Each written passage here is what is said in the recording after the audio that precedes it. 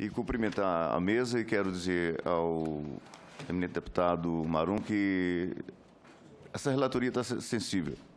E todos os argumentos que Vossa Excelência escolheu nesse instante para justificar a sua emenda, eu acho que é de consciência e a gente sabe que tem uma importância enorme. Evidentemente que nós iremos tratar de forma técnica, somos sabedores de todos os parlamentares que aqui habitam desse trabalho aqui do Congresso Nacional, todos nós somos conscientes da necessidade. E sabemos que inúmeros programas já foram criados, uns não tiveram sucesso, a grande maioria não teve o sucesso esperado e, consequentemente, a gente está buscando um aperfeiçoamento. Eu acho que, nesse instante, com a preocupação desde a contratação, as pessoas que se propõem a desenvolver uma ação na construção, que se habilitam, que formam para chegar a oferecer ao município habitações, eu acho que a gente tem que levar em consideração todo esse trabalho, toda essa responsabilidade que eles têm, os governos também, para que a gente não venha frustrar uma população que é bondosa e também, com isso, nós terminaríamos por diminuir o sofrimento, o êxodo das pessoas que saem das cidades menores, quando veem notícias de inúmeras casas sendo construídas nas capitais, portanto, nas grandes cidades, que querem também se habilitar a ter o seu lar, a sua casa. Portanto, eu, aqui já conversando com o deputado Pimentel, desde o princípio, quando tomei notícias, quando dei uma lida sobre a emenda de Vossa Excelência, tive a sensibilidade, evidentemente que a gente vai conversar com o corpo técnico para que a gente viabilize, chegue perto de tudo isso que Vossa Excelência disse. Mas a gente sabe que eu não gosto muito, aliás, ninguém gosta de comemorar gol anulado, criar uma expectativa para depois criar uma situação de decepção, frustrar uma população que está ávida a resolver suas questões. Portanto, a gente vai, com a devida responsabilidade e sensibilizado que a gente está, eu não tenho dúvida que nós iremos chegar num denominador comum. Muito obrigado. A relatoria agradece. Vossa Excelência põe a moção no devido lugar e sensibiliza a todos nós com técnica. Bom, dando continuidade nosso, quero aqui cumprimentar a mesa, dar meu boa tarde a todos. Dando continuidade ao nosso trabalho, substituindo o senador Pimentel aqui nessa eventualidade, eu quero convidar a doutora Alessandra Dávila Vieira, diretora do Departamento de Urbanização e Assentamentos Precários do Ministério da Cidade. Com a palavra, 15 minutos. Bom, boa tarde a todos. Agradecer o convite, cumprimentar a mesa, cumprimentar os demais parlamentares. Eu gostaria de fazer, aproveitando um pouco o ensejo em relação às colocações do deputado Marum, eu acho que é importante eu gostaria de fazer duas colocações específicas quanto às emendas apresentadas. Uma delas diz respeito, continuando aí a discussão sobre o atendimento à população, as cidades com população até 50 mil habitantes. Eu acho importante a gente historiciar um pouco como é que isso se deu ao longo da primeira e da segunda fase do programa.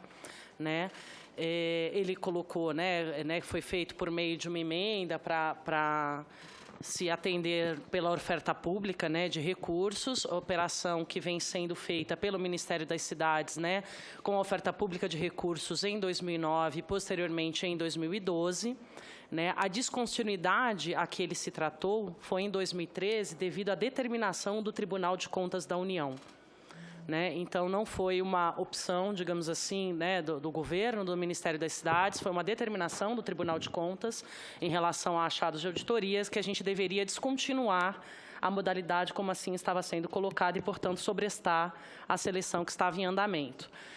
O governo federal, então, desenhou um novo modelo, procurou, sim, uma forma de atender a essas cidades por meio do Fundo de Arrendamento Residencial, que é a mesma forma de que estava se atendendo às populações, claro que com adequações na legislação, para se atender a cidades com população até 50 mil habitantes e que, infelizmente, não logrou êxito porque, pelo próprio modelo operacional, não houve interesse das construtoras em relação a estar se desenvolvendo os empreendimentos, enfim, em lugares mais distantes, empreendimentos com menor escala, empreendimentos com menor viabilidade, né? Então, assim, não foi uma desistência do governo federal nesse sentido, foi o modelo operacional, um sobre estrado, e o segundo com algumas questões em relação à viabilidade econômica, e desde então, né, para a terceira fase, vem se discutindo, inclusive o próprio deputado e outros atores envolvidos, né, na implementação desse programa,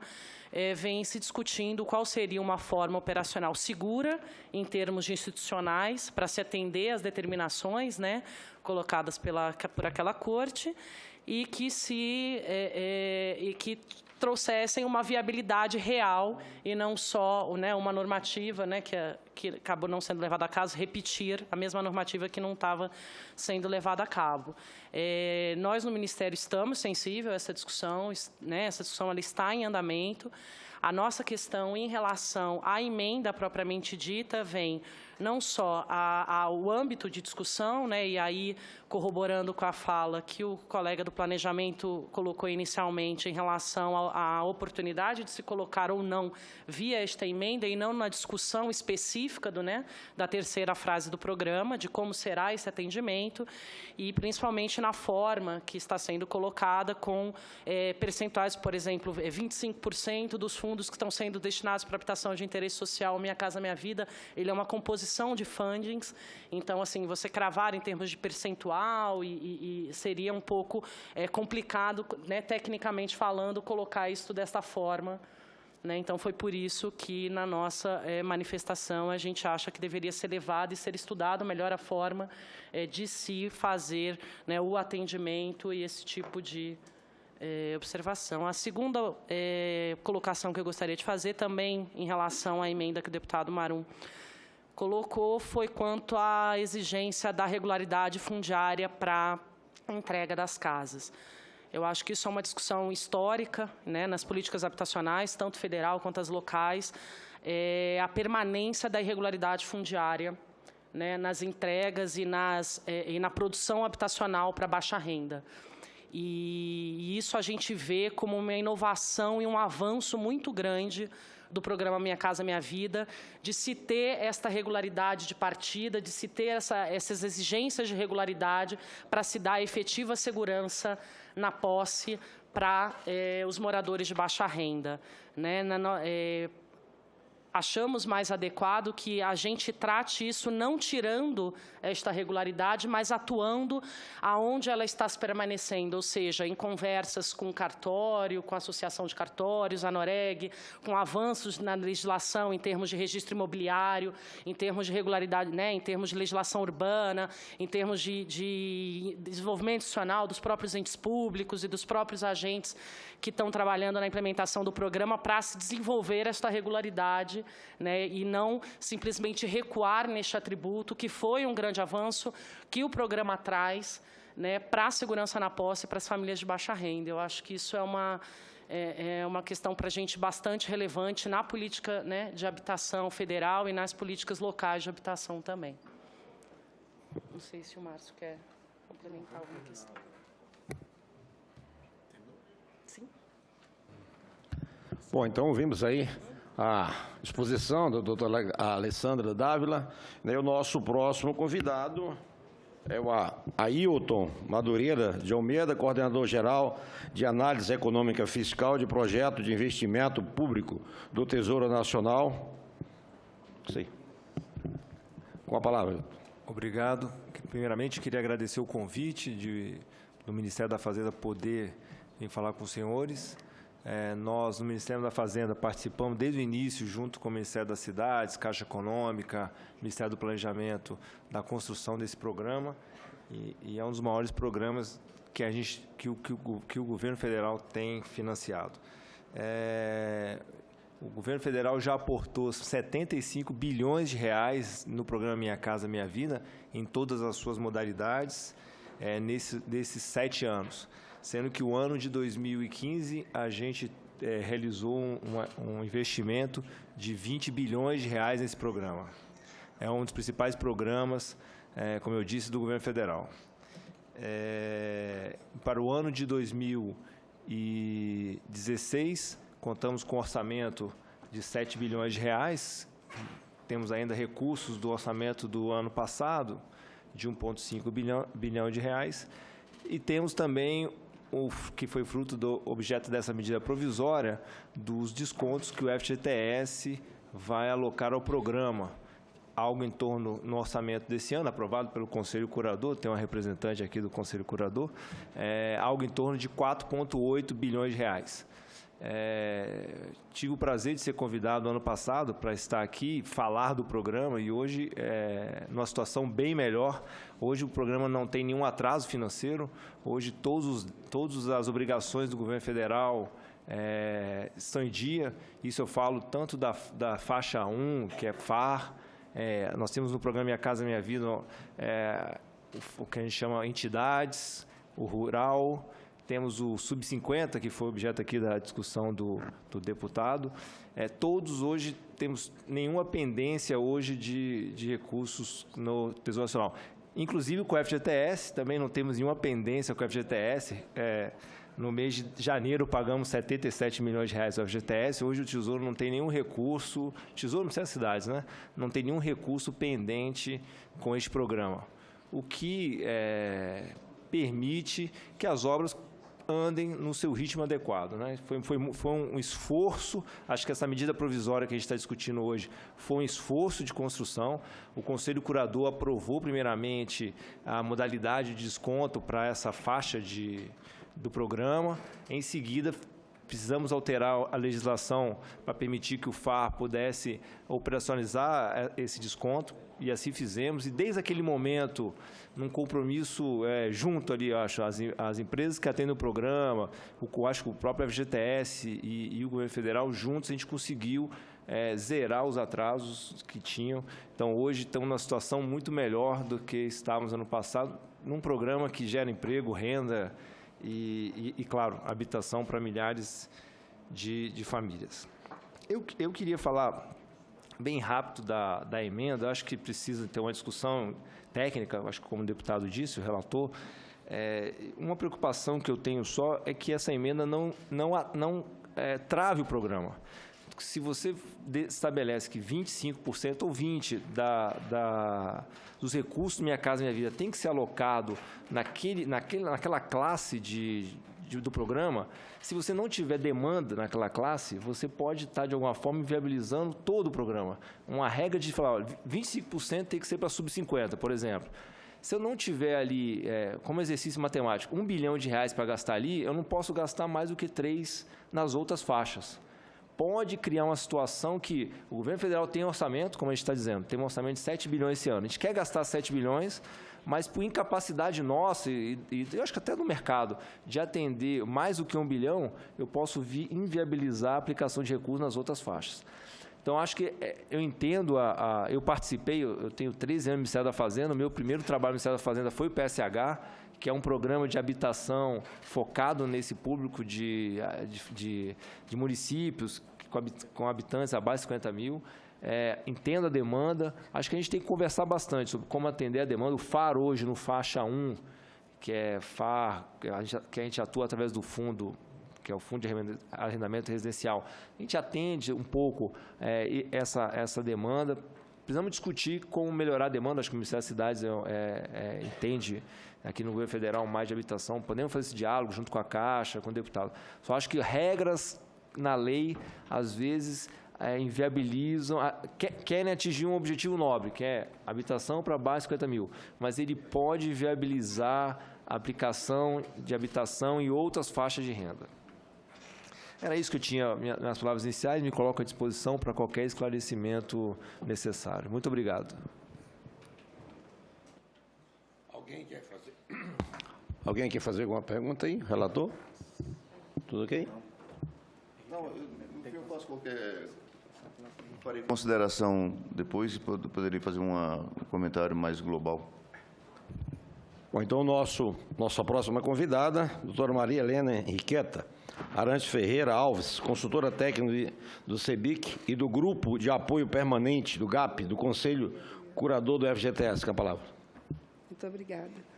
Eu quero cumprimentar a mesa, cumprimentar os senhores parlamentares e os demais presentes nessa audiência, trazer aqui desculpa do nosso presidente José Carlos, que por motivo de estar fora de Brasília não pôde comparecer, e eu tenho a responsabilidade de apresentar aqui o ponto de vista das empresas construtoras. Eu acho que a gente começa por falar que essa medida provisória, ela é, até sob certo ponto de vista, singela, simples, né? Porque ela vem com o objetivo de autorizar o FAR a garantir um financiamento que está sendo concedido pelo recurso do FGTS. É uma medida que, do ponto de vista do FGTS, ela é transitória, excepcional, com prazo de validade já pré-determinado, que foi 2015 e 2016. O FGTS tirou das suas disponibilidades 8 bilhões e 100 milhões de reais para aportar ao FAR sobre o título de desconto e em torno de 800 milhões para financiar as operações que receberiam esse desconto. Foi uma forma desenhada, né, prevista e defendida pelo governo como única maneira de colocar em dia o pagamento das empresas que estavam produzindo unidades para o FAR, né, que estavam aí, algumas com atraso de 90 e mais dias. Né? Hoje os pagamentos, como diz o Wilton, estão regulares, dentro de um acordo feito de pagar com 30, 45 e 60 dias, dependendo do porte da empresa, e as obras voltam a tomar o ritmo normal de desenvolvimento, o que permitirá, né, até talvez o ano que vem, a gente terminá-las todas. Né? É muito importante dizer aqui que, do ponto de vista do FGTS, essa foi uma operação, como eu disse, excepcional e que a gente não gostaria de repetir. Por quê? A mesma solução dada com essa operação de financiar e dar desconto poderia ser dada como operações que nós já fizemos anteriormente e que foi operação de empréstimo direto do FGTS para o FAR. Uma operação mais simples, mais fácil de ser feita, com garantias e transparência para todos os lados. Né? Dito isso, eu gostaria de comentar, primeiramente, as emendas, como pediu o relator. Eu vou uma a uma. O comentário geral, eu concordo com o Márcio e concordo com o Ailton. Numa emenda que tem uma finalidade, numa medida provisória que tem uma finalidade muito específica, as emendas trazem um certo embaraço, um certo retardo, um certo dificultador, né, da condução do processo de aprovação da medida provisória. Todas as emendas dizem respeito à habitação, isso não tem dúvida. Agora, no nosso ponto de vista, né, algumas são positivas e talvez pudessem ser tratadas nesse momento, outras são mais complexas e não menos positivas, mas que mereceriam ser tratadas em outros momentos, em outros fóruns. Né? Assim, a emenda número 1, do deputado Rauli, que trata da seleção, a forma de fazer a seleção para o programa Minha Casa Minha Vida, entidades, né? Ela hoje está sendo tratada lá no Ministério das Cidades, com uma discussão com o Ministério Público Federal, que entende que todas as unidades têm que ser sorteadas e não pode haver a distribuição dessas unidades dentro de grupos já pré-constituídos, que é o caso das cooperativas, das associações de moradores e etc. A distribuição de resultado do FGTS e o aumento de remuneração, medidas que foram tratadas aí pelo deputado Balderney e pelo deputado Mendonça, elas são objeto já de um projeto de lei específico que já passou pela Câmara e hoje está no Senado. O modelo, as propostas do deputado Mendonça, que, como diz o deputado Marum, enche meu coração e meus olhos de alegria, é uma proposta de mudança da composição do Conselho Curador do FGTS. O deputado Mendonça, com muito oportunismo e com muita vontade de que esse fundo permaneça sustentável ao longo dos anos e sempre tenha recurso para o desenvolvimento urbano, seja habitação, seja saneamento, seja mobilidade, ele propõe o equilíbrio das forças do fundo. Hoje o fundo tem 24 membros, sendo 12 da sociedade civil, 12 do governo, e o governo tem um voto de Minerva. Né? O que ele propõe é que o fundo passe a ter uma paridade, 5 membros dos trabalhadores, 5 membros dos empregadores e 5 membros do governo, com a presidência rotativa. Isso nos parece um avanço imenso em termos de democracia, de transparência, de equilíbrio, de sustentação do fundo. É a emenda, para mim, mais importante de todas que estão aqui. A questão que ele coloca de 25% para sub-50%, eu acho que tem que ser ponderada mesmo e não pode haver um percentual fixo, porque se atende sub-50% com programa de entidades, se atende com programas do FGTS, nós no FGTS atendemos muito com o programa rural. Então, tem que haver um somatório de todas essas intervenções para você saber em quanto nós estamos atendendo ou quanto não estamos. Como as estatísticas são dadas programa a programa, a gente não consegue fazer essa leitura, mas talvez uma nova análise, uma nova visão, buscando uma estatística que contemple todos os programas de habitação de interesse social, a gente vai ver que há atendimento, sim, para a cidade de menos de 50 mil habitantes. A questão de pagamento, eu acho que essa é uma questão... O pagamento em dia das obras executadas, que ele chamou atenção aqui, então não contrata se não tem recurso para não deixar de pagar em dia, ele está certíssimo, mas isso é obrigação, não se trata, não é uma coisa a ser corrigida por lei, porque eu acho que isso é uma obrigação, não devia acontecer, né? Então, imagino que a gente colocar na lei não vai resolver esse problema. Né? Essa é uma questão de credibilidade de governo, é uma questão muito séria que eu acho que a gente tem que encarar como cidadão brasileiro. Vamos lutar para que a gente só contrate tendo dinheiro, mas eu acho que essa é a regra. Né? A ocupação provisória das unidades... Sou eu. Agora, me desculpe, eu quero, a cada momento que a senhora se pronunciar, para não perder o momento... que instrumento legal nós teríamos para isso? E a gente sabe o que acontece.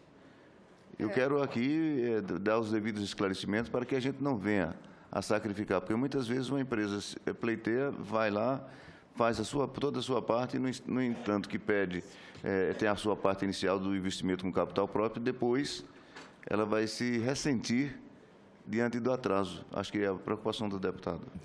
Pois é, deputado, é a preocupação dele e é o que nós sofremos e é o nosso grande desincentivo para inovar, para avançar, não é? É esse aí. O que eu digo para o senhor é que eu acho que eu me sinto um pouco constrangida de tratar do assunto de que alguém me contratou, assinou comigo um documento, disse que ia me pagar e depois não me pagou. Eu acho que é a natureza da operação de contratação. Eu não vou na feira e pego a sacola de tomate lá e viro as costas e saio, não. Eu tenho que pagar. Não é não? Então, assim, a gente colocar na lei que é obrigado a pagar, eu acho que é um pleonasmo. Contratou, paga, gente, ou então não contrata. Né? É nesse sentido que eu falo. Né? A ocupação provisória que o Marum falou, e eu acho que a Alessandra aqui não percebeu bem o ponto de vista que ele disse, a ocupação provisória que ele falou é uma coisa muito interessante. Eu tenho a habitação pronta, acabou de construir, está toda pronta, e eu tenho uns 2 meses em que eu tenho que esperar a concessionária de água, a concessionária de energia, a concessionária de telefone, ir lá para dar baixa e fazer as ligações individuais nessas unidades que eu construí. Não é regularização fundiária. A regularização fundiária, ela está conseguida lá na contratação do empreendimento. Quando eu vou contratar um empreendimento, eu já tenho que apresentar a documentação de regularidade daquela terra para mim ter acesso ao contrato. Nesse final de obra, que ele fala ocupação provisória, é para impedir um pouco das muitas invasões que ocorrem. A pessoa vê a unidade pronta, toda arrumadinha lá, e não pode entrar. Né? Então, essa ocupação provisória não é por causa de irregularidade de terreno nem nada, é só para acelerar a ocupação das unidades.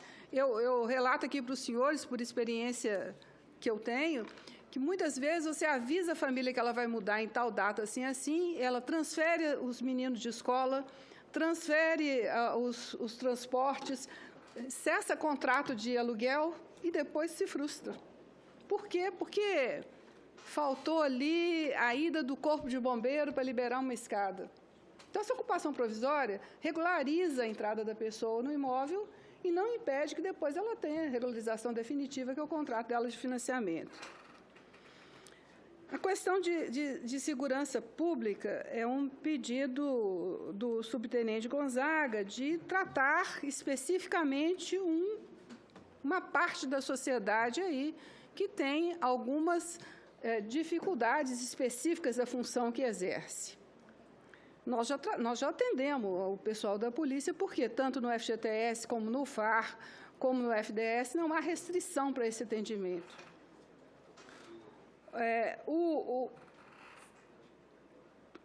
O deputado Caiado, o senador, ele diz aqui que é contra o FGTS substituir o OGU. Esse foi um assunto muito tratado aí na imprensa, né, muito falado, e hoje o Wildo falou, e é verdade, ele já pagou todas as antecipações feitas pelo FGTS em nome do Tesouro nas operações do Minha Casa Minha Vida.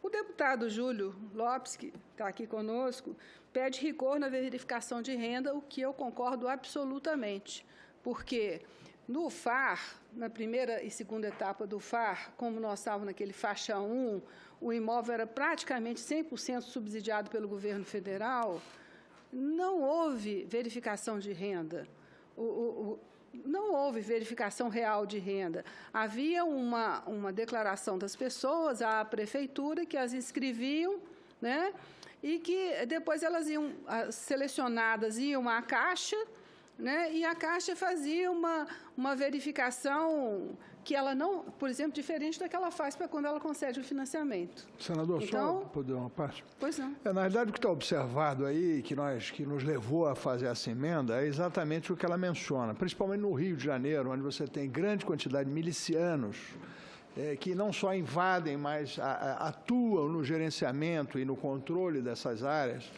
Nós temos percebido que a falta do CPF e de uma verificação da real necessidade daqueles que ocupam aqueles imóveis ou que estão sendo habilitados para eles, efetivamente faz uma descaracterização do uso, permitindo com que algumas pessoas acumulem esses imóveis em suas famílias através de terceiros, enfim, sem nenhum controle.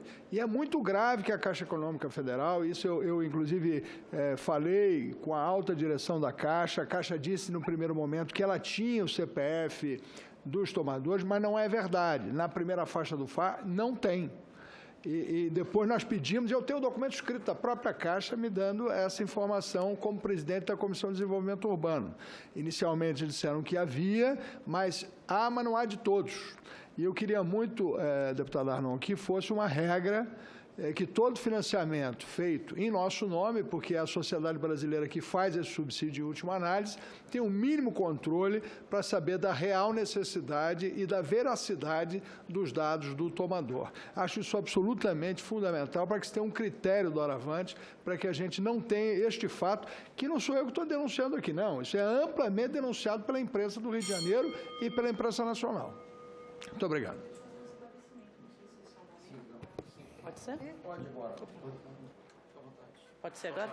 Não, só para não perder o time, acho que era importante fazer um esclarecimento do que é olhado e aonde é possível, né, haver. Assim, não é que a Caixa, né, os agentes financeiros não olham nada, né, eles passam pelo sistema que a gente chama de citar e eles olham diversos bancos de dados oficiais. Então, passa pelo RAIS, pelo CadMulti, para saber se já foi concedido algum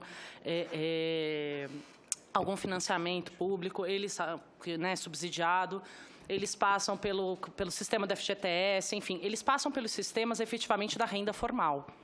né? É claro que existe uma dificuldade inerente em relação ao acúmulo de renda informal, que isso, efetivamente, a emenda está colocando de se ter acesso às contas bancárias das pessoas para se fazer essa comprovação, né? Não, então, se todas as informações dentro desses sistemas formais de que é possível fazer, das rendas formais, ela é feita, né? O que o senhor deve estar se referindo é em relação a se há um acúmulo de renda informal. A questão cartorial que está colocada aqui é complicado porque a gente não tem isso hoje informatizado no país, né? Então, isso a gente não teria como fazer de uma forma ampla, abrangente e em escala. Desculpa, mas isso é uma coisa que nós precisamos ter no país. E isso tem que ser colocado na lei para exatamente nos obrigar a esse tipo de verificação, porque no Rio de Janeiro, volto a dizer, não sou eu que estou denunciando, existe nas comunidades milicianos que acumulam esse tipo de patrimônio sem nenhum controle, sem nenhuma verificação. Aí eu estou absolutamente de acordo com o senhor. É só assim, não é uma questão que o programa conseguirá, o programa resolver isso. Eu acho que essa questão da informatização dos castórios, da transparência das informações, tudo isso, para poder haver esse negócio, ela tem que ser resolvida. Mas se o relator acolher a emenda, isso levará a que nós tenhamos um Sistema Nacional de Registro que permita acompanhar isso e a Caixa Econômica passe dessa etapa uma etapa de maior controle sobre esse processo. Eu vou conceder os 2 minutos que tomaram de... Tá bem. Vossa Senhoria, eu vou devolvê-los. Eu queria dizer, deputado Júlio, que a própria OGU, ao fazer a verificação das operações, né, encontrou diversos casos, não especificamente no Rio, mas no Brasil inteiro, numa chamada operação coletiva, em que esse cuidado não foi tomado. Sabe? Então, acho que é uma recomendação que o Ministério deva fazer à Caixa, né, deva regulamentar junto à Caixa, porque protege a nós todos, né, de não ter alguns percalços desse. Em seguida, na emenda 16, eu tenho um pedido de prioridade, Lazier, que é o deputado, um pedido de prioridade para área de risco e insalubridade. Isso já está na regulamentação, já existe. Né? Ele colocou, além da questão do risco e da insalubridade, a questão também de enchentes, né? Que já tem uma outra medida provisória que tratou da questão de enchentes, de danos ambientais para a proteção do Estado. Por último, tem uma proposta de autorizar a subvenção do governo federal para a equalização de taxa de juros dos programas de habitação popular, que, a meu ver, quando você destina recurso para a habitação popular, você não exclui a subvenção em taxa de juros. Ela é uma das possibilidades que existe lá. Eu não tenho assim conhecimento técnico legislativo específico para dizer que em algum lugar isso está excluído. Para mim, não está. Finalmente, eu queria dizer da importância que tem o FGTS para o desenvolvimento do Brasil, para o crescimento das cidades, para a melhoria da qualidade de vida desse país. Hoje é um fundo com mais de 400 bilhões de ativo, que está muito bem gerido pelo Conselho Curador do FGTS, que tem feito um esforço muito grande de manter um equilíbrio de contratação ano a ano, ao longo do período, para dar uma segurança para todo o setor produtivo de fazer seus planejamentos, de fazer seus planejamentos estratégicos futuros, porque o negócio imobiliário ele não é como um chão de fábrica. Eu não fabrico hoje e vendo amanhã. Eu levo 6 meses, 1 ano, 2 anos, às vezes, desde a escolha de um terreno, a elaboração de projeto e a regularização desse empreendimento para que eu possa produzi-lo. Então, essa constância e essa sustentabilidade do Fundo de Garantia, ela é muito importante para o nosso país, para as nossas cidades e para nós mesmos.